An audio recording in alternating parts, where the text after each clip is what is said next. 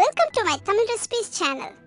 Tamil recipes சேனலை subscribe பண்ணாதவங்க subscribe பண்ணுங்க and மறக்காம பெல் பட்டனை கிளிக் பண்ணுங்க. ஓகே, இன்னைக்கு என்ன ரெசிபின்னு பாப்போமா? காரா பூந்தி. செய்ய தேவையான பொருட்கள்: கடலை மாவு 1 கப், மிளகு 2 டேபிள் ஸ்பூன், கறிவேப்பிலை சிறிதளவு, எண்ணெய் தேவையான அளவு, உப்பு தேவையான அளவு. எப்படி செய்யறதுன்னு பாப்போமா?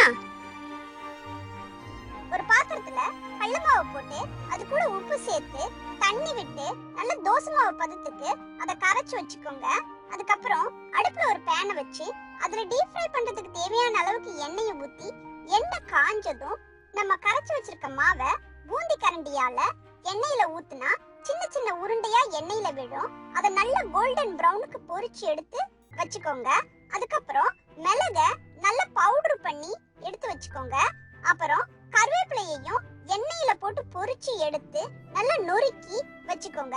அதுக்கப்புறம் மிளகுத்தூளையும் நொறுக்கி வச்சிருக்க கறிவேப்பிலையும் நம்ம பொரிச்சு எடுத்து வச்சிருக்க பூந்தி கூட சேர்த்து நல்லா மிக்ஸ் பண்ணீங்கன்னா நம்ம காரா பூந்தி மிளகு காரத்தோடையும் கறிவேப்பிலை வாசனையோடையும் ஜோரா ரெடி ஆயிடும். அப்புறம் என்ன, சாப்பிட வேண்டியதுதான். இந்த ரெசிபி உங்களுக்கு பிடிச்சிருக்கும்னு நம்புறேன். பாய் சொல்றதுக்கு முன்னாடி நம்ம தோஸ்து உங்களுக்கு ஒரு கிச்சன் டிப் சொல்றதுக்கு தயாரா இருக்கிறாரு. கேக்குறீங்களா? எல்லாருக்கும் வணக்கம்.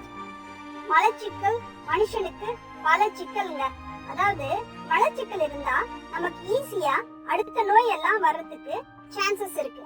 அதனால அதை குறைக்கிறதுக்கு நீங்க பேரிச்சம்பழத்தை நைட்டு பால்ல ஊற வச்சுட்டு காலையில அதை எடுத்து பிசைஞ்சு சாப்பிட்டீங்கன்னா இந்த மலச்சிக்கல் குறையறதுக்கு நமக்கு ஹெல்ப் பண்ணும். தேங்க்ஸ் ஃபார் வாட்சிங் திஸ் வீடியோ ஃப்ரெண்ட்ஸ். நாளைக்கு இன்னொரு ரெசிபியோட உங்களை சந்திக்கிறேன். ரெசிபியை உங்க இமேஜினேஷனுக்கு தகுந்த மாதிரி வேரியேஷன்ஸோட ட்ரை பண்ணி பாருங்க.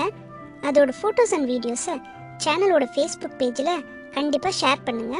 அப்புறம் ஒரு முக்கியமான விஷயம் ஃப்ரெண்ட்ஸ், தமிழ் ரெசிபிஸ் சேனலை சப்ஸ்கிரைப் பண்ணாதவங்க சப்ஸ்கிரைப் பண்ணுங்க.